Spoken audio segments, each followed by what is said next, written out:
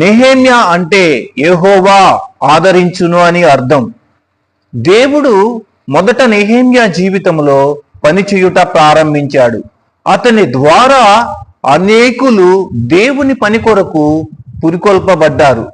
నెహెమ్యా చాలా భక్తిపరుడు, దేవునికి విధేయత చూపించేవాడు. యెరూషలేము ప్రాకారములు కట్టుటకు, వారి ప్రజలను విడిపించుటకు దేవుని ఎదుట ఉపవాసముండి మోకరించి రోదిస్తూ ప్రార్థన చేశాడు.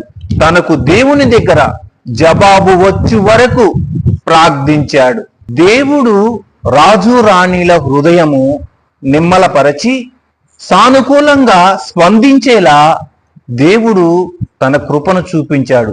యెరూషలేము ప్రాకారములు కట్టుటకు అక్కడికి కావలసిన పనిముట్టులన్నీ నెహెమ్యాకు సమకూర్చాడు.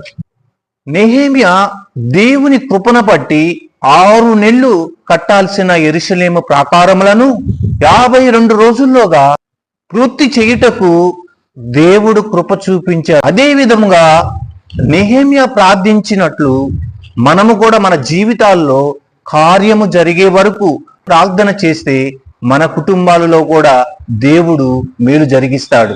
నెహెమ్యా చూపించిన విధేయతను చూపిస్తూ దేవుని చేసే కార్యములను మన జీవితాలలో పొందుకుందాం.